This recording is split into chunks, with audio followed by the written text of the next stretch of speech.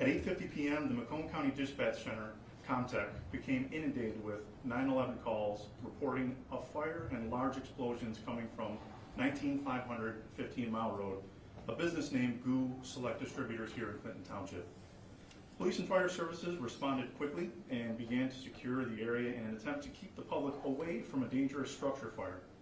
As first responders on scene attempted to grasp the magnitude of what was unfolding, all while the loud explosions remained continuous and pelting first responders with flying debris, tragedy ensued. At 9:31 p.m., officers reported a person injured near Beaconsfield and 15 Mile Road, about a quarter of a mile away from the fire scene. Though our officers were already in the area and arrived to render aid very quickly, we would later learn that 19-year-old victim Turner Lee Salter of Clinton Township would succumb to his injuries. It took multiple fire departments 24 hours to gain some control over the fire. Our partners at the Clinton Township Fire Department would spend well over a week monitoring and extinguishing these sporadic explosions, pop-up fires, and continual smoke at the scene. This was like nothing any of us had ever seen and hoped to never encounter again. The magnitude of this investigation was also like none other. The investigation is one which is still ongoing to this very day. It is our honor and opportunity to recognize and thank all those that assisted in this investigation and all agencies that extended their support the night of the incident. And they are the men and women of the Clinton Township Police Department, our partners at the Clinton Township Fire Department, the Clinton Township Department of Public Works, the Macomb County Road Commission, the Bureau of Alcohol, Tobacco, Firearms, and Explosives, our surrounding agency first responders, which include many others, but to just list a few, the Michigan State Police, the Macomb County Sheriff's Office, deputies and dispatchers alike. Additionally, we're thankful for the support from the Macomb County Prosecutor's Office, the Environmental Protection Agency, the United States Customs and Border Patrol, and the New York Port Authority. And now for some additional details, I'd like to introduce the Clinton Township Police Department's Police Chief, Dina Caringi. Thank you, Captain Coppola. Good morning. Clinton Township Police detectives submitted and served over a dozen search warrants in this investigation. They've conducted numerous interviews and reviewed hours of video in the past 6 weeks. Several meetings have been held with the Macomb County Prosecutor's Office and assisting agencies, with the most recent meeting being held on Wednesday, April 17th, in determining potential charges in this investigation. Our detectives had maintained open lines of communication with the victim's family and had updated them on the progress of the investigation. This past Saturday, April 20th, detectives received information that Noor Kestou, the owner of Select Distributors and person of interest in this investigation, had a one-way ticket to Hong Kong, which was to depart from the JFK International Airport later that same evening. Detectives immediately met with the Macomb County prosecutors, in which a decision was made due to the evidence presented to authorize an arrest warrant for one count of involuntary manslaughter for Mr. Kestou, which is a felony that carries a punishment of up to 15 years. Once that warrant had been authorized, detectives contacted authorities in New York, and within hours, the U.S. Customs and Border Patrol, along with the New York Port Authority, advised that Mr. Kestou was located and taken into custody without incident at the airport. Detectives from Clinton Township Police flew to New York, and on Wednesday, April 24th, took Mr. Kestou into their custody and transported him back to Clinton Township. He had waived his extradition hearing and was arraigned yesterday at the 41B District Court on one count of involuntary manslaughter. Now, over the last several weeks, I had received numerous calls and emails regarding this investigation. People wanted answers, and for someone to be held accountable for this incident and tragic loss of life that traumatized a family and a community. As we all know, good investigations take time. The detectives and assisting agencies involved in this investigations are to be commended for their work ethic, their integrity, their patience, and diligent manner in which they prioritize this investigation, all while managing other cases and outside pressures. I cannot say enough about the men and women of this department and, quite frankly, this profession. Day in and day out, they continue to protect the public to the best of their abilities, and their response and follow-up investigation surrounding this incident is a prime example of those efforts. Thank you very much, Mr. Mr. Cannon. I'd like to thank the Clinton Township Board of Trustees, almost all of who are here today, for their support to the police department, to the community, and for the ongoing investigation. It seemed like a long time, but as I mentioned when I started, we want this to be done right, and we want it to be done complete. We don't want this just to be a one-time incident here in Clinton Township. We want to stop it from happening anywhere else. If we had this happen here, think about other communities that have a similar situation with businesses doing similar types of things. So I'm hoping when it's all said and done, not only are the people who did this to us punished, but those who might be doing something to someone else are caught before they get to this point. And with that, I'd like to go with our fire chief, Tim Duncan. Tim is going to be retiring soon, nothing to do with this incident. He told us a long time ago. Tim? Thank you. So anyways, we're obviously here today mainly for the police side of the investigation, and then what Prosecutor Lucido will talk about too. So just wanted to give a brief update on the fire side of what's going on. On April 19th, the Friday of that week, we released the scene back to the company. And then on April 22nd, they had approximately 30 private insurance fire investigators on the scene. They flew their drone over the site, and they were encouraged to walk the perimeter of that site. They still have not made entry onto the site for any of their investigations. So as you can understand, with that level of people that are involved in investigating this thing, it's still going to take some time. So after that, they had the interviews that were done. As you can understand, the ATF is the lead investigator from the fire side. They also have the Michigan State Police involved, the Clinton Township Police Department, and our Clinton Township fire investigators. The investigators, all of them, have spent hours and hours and been tireless in their efforts to try to figure out what's going on at this site. At this point in time, with the investigations and what they've seen, and as you see from the picture here, that ball of fire, the intensity of this fire essentially damaged a lot of what they would normally look to try to conclude what was going to happen on this scene. At this stage, they're still at the undetermined aspect of it, but they cannot exclude human involvement in this fire at this time. They would still like to have more investigation, more information come from some of the witnesses. Some of that is still coming out. Our hope is that in the future, when they actually get on the site and start pulling everything away, we're trying to maintain that southwest corner of the building, which is where we believe the fire started based upon the information we've seen, video that was obtained from the nearby businesses, and all the other information that we're seeing at this point. There is hope that there could be some information that was provided within the building. They did have some camera systems in there. We don't know how solid they're going to be as far as trying to glean any information from that, but we are hopeful that something could be coming forth in the future on that. So obviously our investigation does remain open with the effect that we might still gain information that could lead us to a possible cause of this. The EPA, as will probably be stated, is working their efforts to try to get this site cleaned up quicker than would be normally done. Anybody who's ever been out in the community that's had a fire, whether it's a residential house fire or something else, you've seen some of these sites sit for a year, sometimes 2 years. The EPA has taken a stance that they are not going to allow that to happen. So rest assured, they're trying to work as hard and diligently as they can with the company's attorney, with the people involved to get this site cleaned up. So we're hopeful that that's going to happen, but just imagine the scope and magnitude of trying to get these types of materials off of that site. There's over 3,100 canisters of nitrous found simply by the EPA alone that are sitting in secure containers at that site right now. You can only take those on certain highways across this country and certain places, so it's going to be very detail-oriented trying to get that taken care of. So at this point, that's the update on the fire side of things, and I'll turn it back to Supervisor Cannon. Thank you, Chief. I think all of us are very anxious to have a safe and complete mitigation of all the hazards that have scarred our community.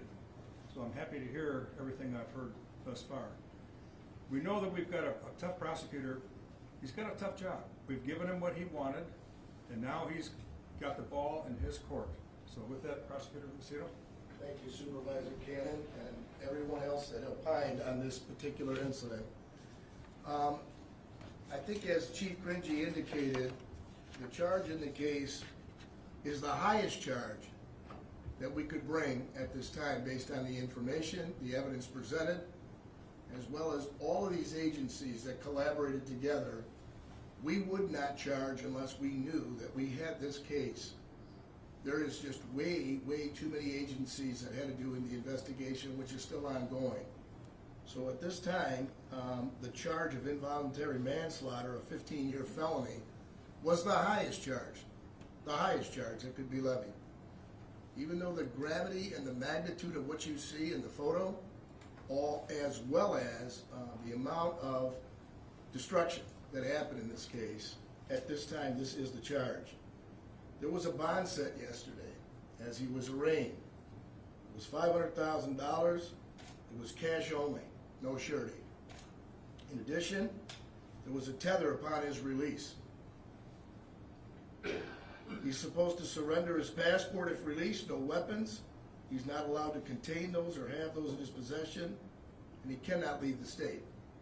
Those bond conditions were based on the magistrate here in the court and the recitation of facts delivered at the time of the bond argument. I can only tell you this. We all have our hearts opened and concerned for the family that lost a loved one. There was no excuse.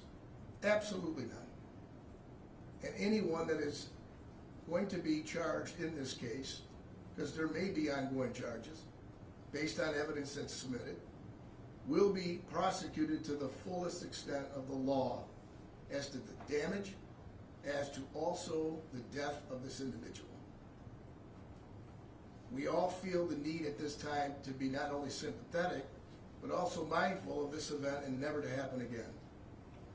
Our office is very thankful for the agencies that cooperated and, more importantly, were open and dialogued with my office, and the fact that we could come to this charge so early as the supervisor has indicated. That being said, I can tell you this: we will always strive to ensure justice. One is presumed innocent until proven guilty. But in light of the findings that we have seen thus far, this was the highest charge that could be brought. I'll turn it back over to Supervisor Cannon. We will now take questions.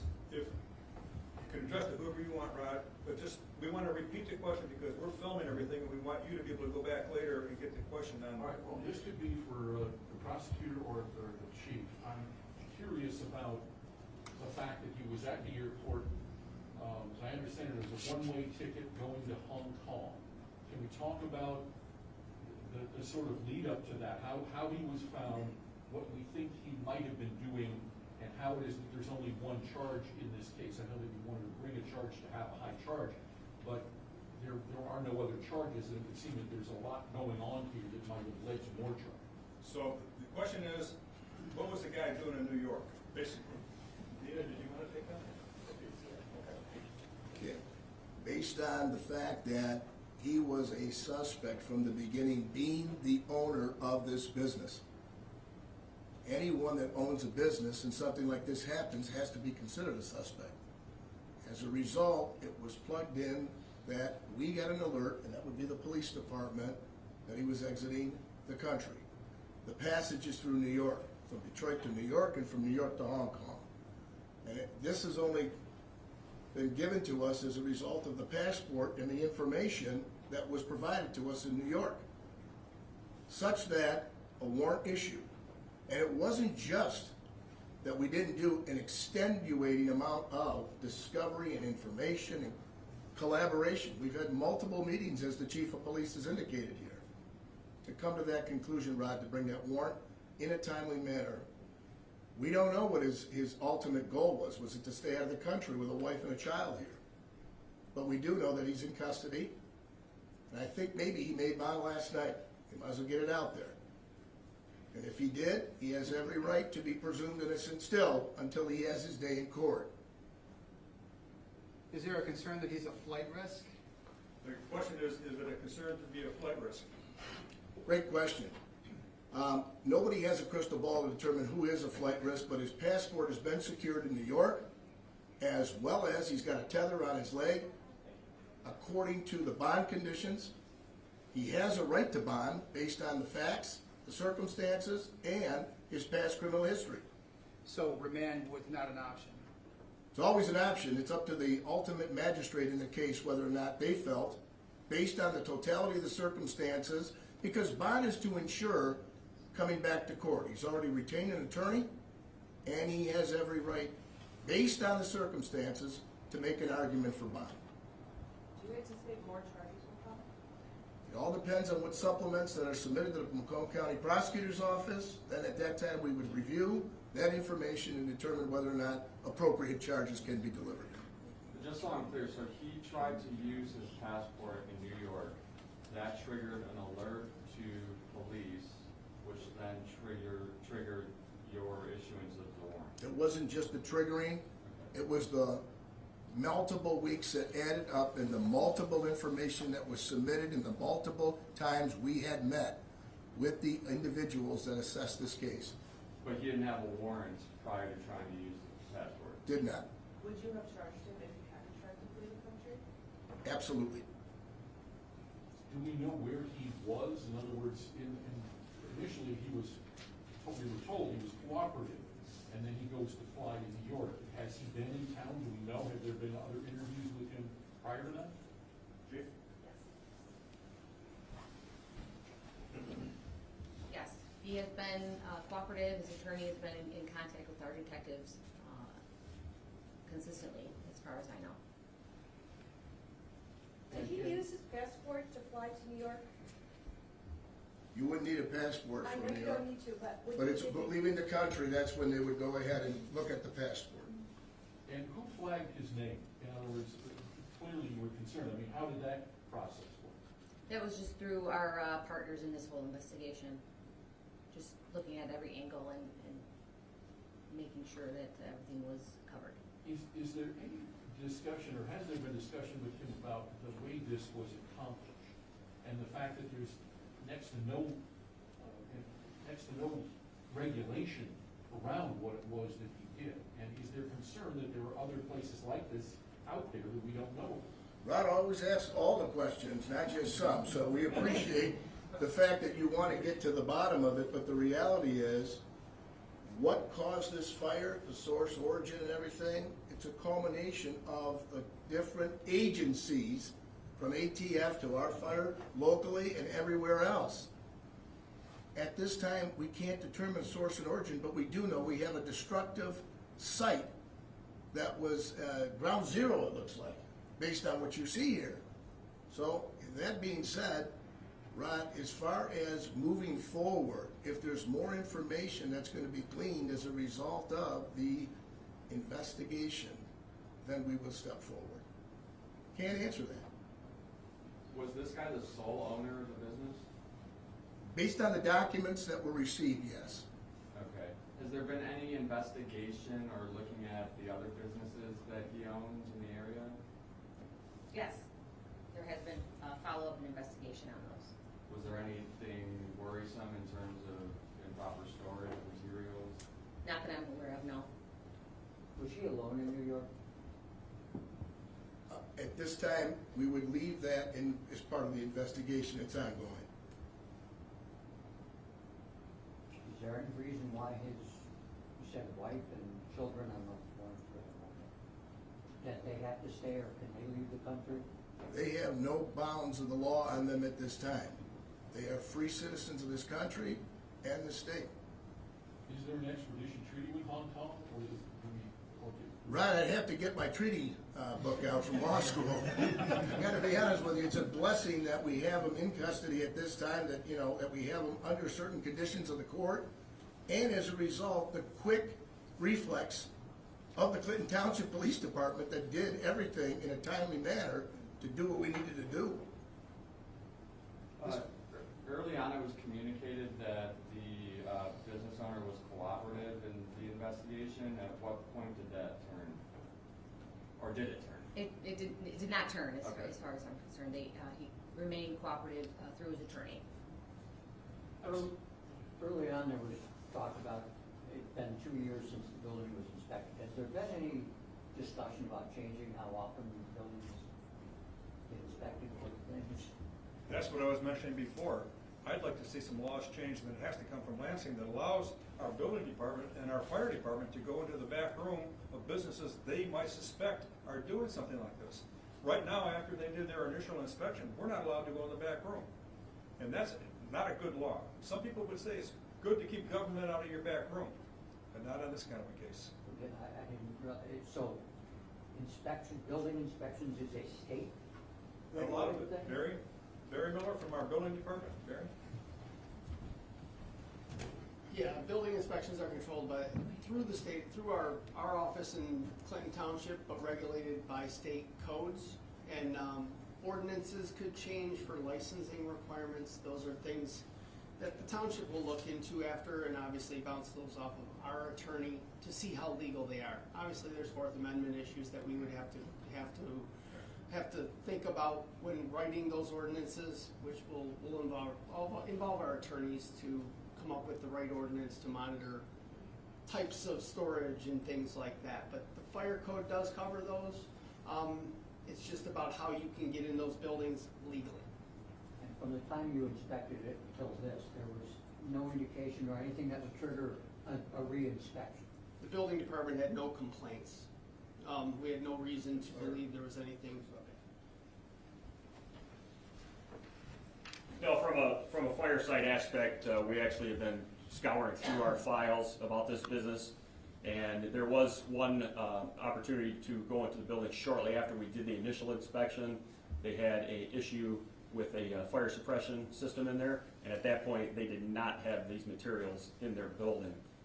From a fire department aspect of what's going on with this type of materials, we are taking a very aggressive stance in the community, and obviously our inspectors meet with other inspectors throughout the county. This has become a hot topic item. We are visiting the gas stations, the vape shops, places of this nature that might house these types of materials, the gases. And what we're finding is a lot of them are really not aware that, number one, they shouldn't have it, and number two, how much they should have. So we have a limit that is being disclosed to them. Our inspectors and fire marshal are going out to these facilities and asking for them to voluntarily allow them in, and the majority of them will allow that. And several of them, when we have found out that their quantities exceeded what we consider allowable, we had them remove them, and they've been very cooperative. I think it's just basically shedding a light on the damage that something like this can do to the community. So we're getting good cooperation on that, and we're going to continue. But as you know, any department throughout the state just simply does not have the personnel available to get after these sites. Every year, you've got target buildings throughout, whether they're churches or hospitals or schools, so on and so forth. So it takes a lot of effort to get out in front of this, but we're going to do the best that we can to make sure that this doesn't happen again in this community or throughout. While you're up there, because I don't know who this should be directed to, what was illegal in that building? Was it the quantity? Was it the product? Pretty much the product and the quantity. They shouldn't have had this in there, period. At all? It wasn't allowed in that district. They should not have had this in there. Rest assured, as you guys were asking earlier, there's entities reviewing this outside of the Clinton Township Police Department. You have the EPA involved. You have the ATF involved. They will find out how this got there, why it's there, where it came from. So there is obviously a lot more going into this from the federal side also. So this could be ongoing for quite some time to come. But believe me, as you see with the Clinton Township Police Department and the efforts that they put out in their professionalism, that's happening all throughout with the federal side also. So there's definitely going to be more to come from their side of things. So I would definitely have you direct their questions to those people. So. Could I ask Chief Caringi another question? Of course. I'm still curious about the fact that it took the flagging of his passport in New York to come to a charge. Was there the possibility of a charge prior to that? Were you thinking of charging him? How did that process go? That was discussed on the Wednesday prior, the 17th. Detectives and prosecutors got together here and discussed the evidence and what they had up until that point. And the charge of involuntary manslaughter was discussed amongst other charges. And yes, when they got alerted on Saturday night regarding this, there's always a concern of extradition. Is he fleeing? We didn't have those answers, and that was why the quick response of detectives and prosecutors, they met here that night, and within a short amount of time between the prosecutor authorizing the charges, getting it over to the judge to get it authorized, and entering into the system, so that was already been discussed, and so it was put into motion that night.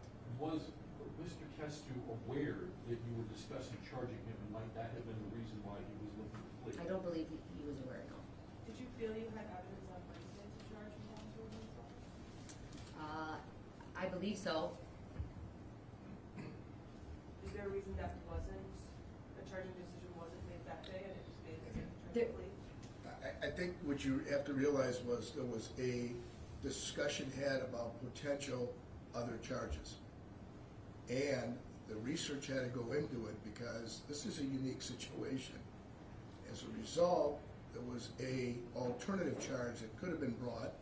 And after doing a thorough investigation and review based on the facts, circumstances, as well as evidence presented, it was at that time, real quickly and in close in time, that we had come to the decision to make the involuntary manslaughter. Those elements of the crime were present, and we believe wholeheartedly that was the appropriate charge, and we have to do justice, and that means bring the appropriate charge. Is the improper storage, illegal storage, chargeable offense, or is it just a fine and? So, go back to our building department for that answer.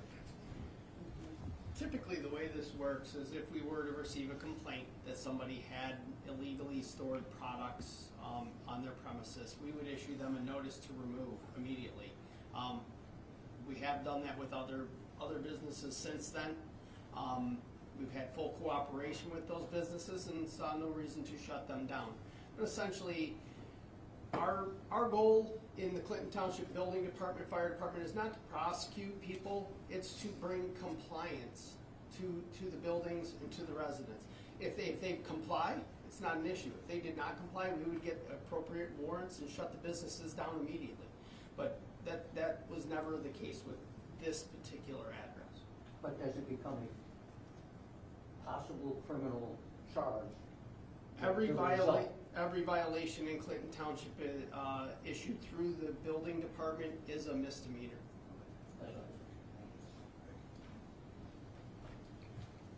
Just for clarification, what were the alternative charges you had considered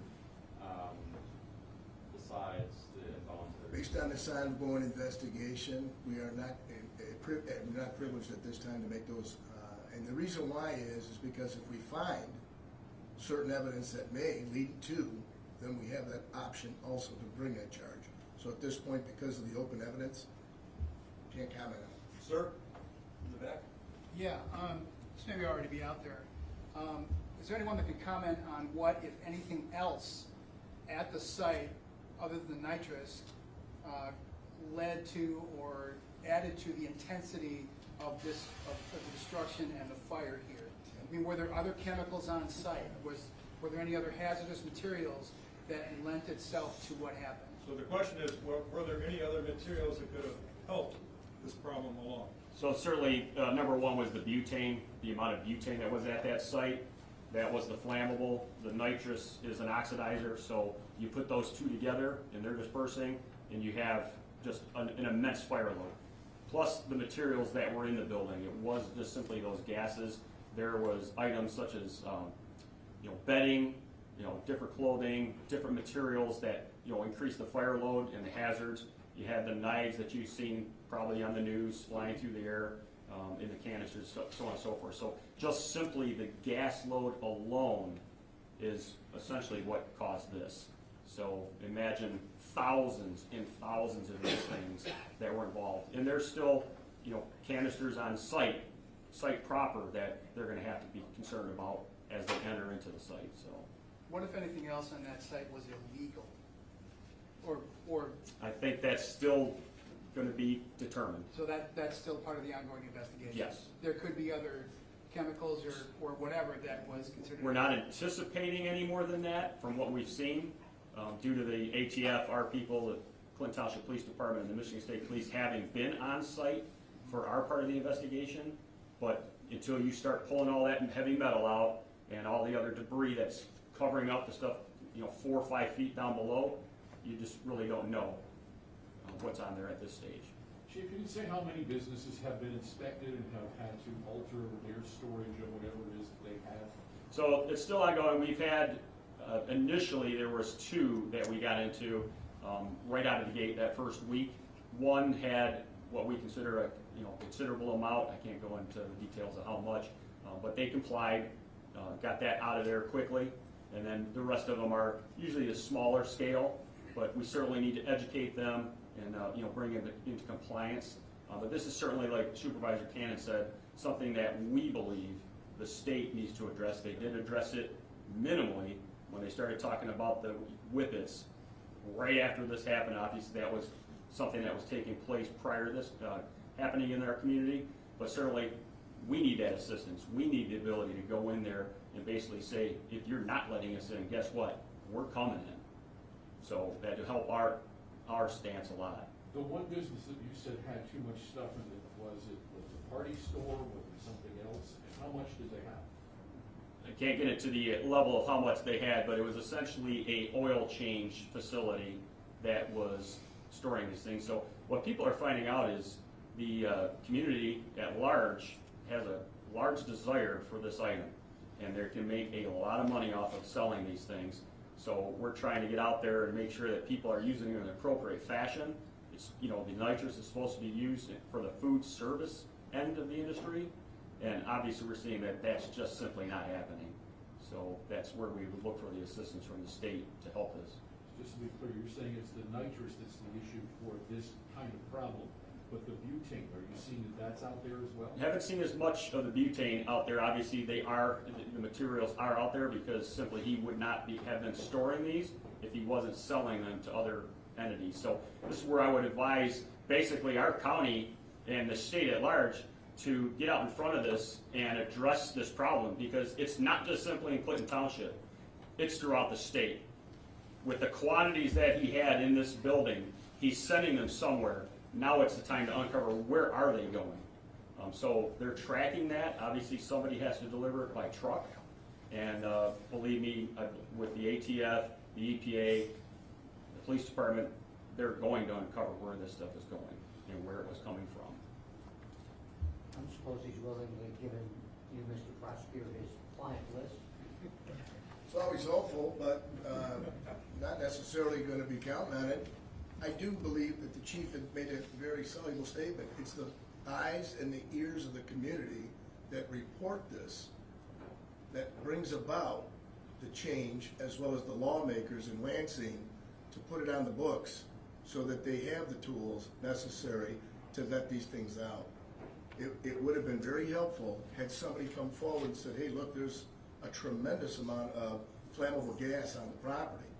That would have worked really well, but in this case, the tools aren't there. Mr. Cannon, quick question, we've been talking about the fire, what about our residents and the businesses that were affected? What is the township and the government doing to help them at this time? I believe we're having their insurance companies be the first ones they talk to. And there are other businesses that are affected. And as our fire chief told you the other day, there were 20 or 30 investigators representing insurance companies, just that end of it with the drone overhead. Because I'm sure many businesses and homeowners have insufficient insurance to repair their homes or their businesses, and they're the ones that are going to be at loss. I hope not. You may be right. I don't know. Part of the investigators, the 30 investigators that were on scene, were some representatives from the nearby businesses. So they are certainly part of this process, and they're going to make their claim to support their business. Sir, you had a question? Yeah, residents, businesses have been very vocal on social media, get answers. How much pressure, how stressful has this process of getting to the bottom of this been to the city? I think for anybody that was involved in the whole process, we were very anxious to get to the point we're at today, and did everything we could to even speed it up, but to do it properly. This man would not accept anything from our police chief or our fire chief or anyone else that wasn't documented so that he could go ahead and take care of his business. And the other thing I would mention, we don't mention it enough, is there are still people who are trying to get some of these objects away from this site. There are some very dangerous things there. We don't know what's there. We know some very sharp objects. All these containers that blew up, they have ridges on them, and they're sharp, and they could hurt people. Please don't come to this site and look for a souvenir. Gino, thanks for the question. Public pressure doesn't mean that we're supposed to go ahead and levy charges or ask the officers to bring it so that we can give them closure. What we're concerned with most importantly is fundamental fairness. And the fact that you just don't willy-nilly, this is something that is not normally, consistently, or ever done that I've been here in Clinton Township. And as a result, as the supervisor has indicated to all of you, this was very deliberate, this was very concerning to the citizens, like was asked, and they had to get answers, but we've got to give them in a timely manner after we can solidify the evidence to get to where we are. This is a huge case as it relates to all of the partners that were involved. And I thank the leadership and role that Clinton Township played, the entire force, from fire to police to zoning and ordinance, because it all is part of a case when brought to the prosecutor's office. A couple of legal questions. The fact that he was trying to leave but he hadn't been charged yet, is it illegal to try and leave? Not at all. So, unless somebody is under charges, they have every right for freedom. And as a result, once the charge is levied, it is our duty and responsibility as law enforcement to bring him into custody. and does anybody know if the family of Mr. Salter has filed, and does that have to, if there's a civil case, does that come after a criminal charge? Civil cases can come at any time. We are, basically, when you ask the questions about neighbors and insurance and 30 different groups of people, that's all fine and dandy. We are on the criminal side of this. The civil side is for the insurance company and those lawyers that deal with, the property damage that had. Anybody know if they filed yet? I don't, the family has asked their pastor of the church, which is right down the street, to be their spokesperson, and he has graciously done that. I just wondered if anybody. No, Thank you. we don't. Yes, sir. Do we know of any homeowners that have filed any insurance or reports of damage to their house due to this? We're not sure. We know there were businesses damaged.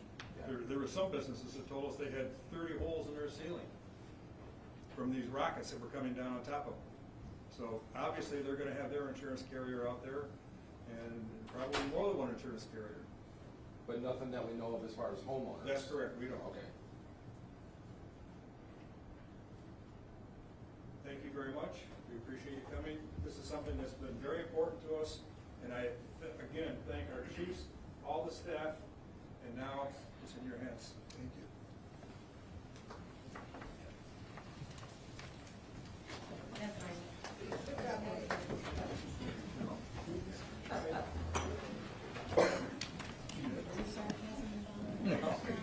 Not at all.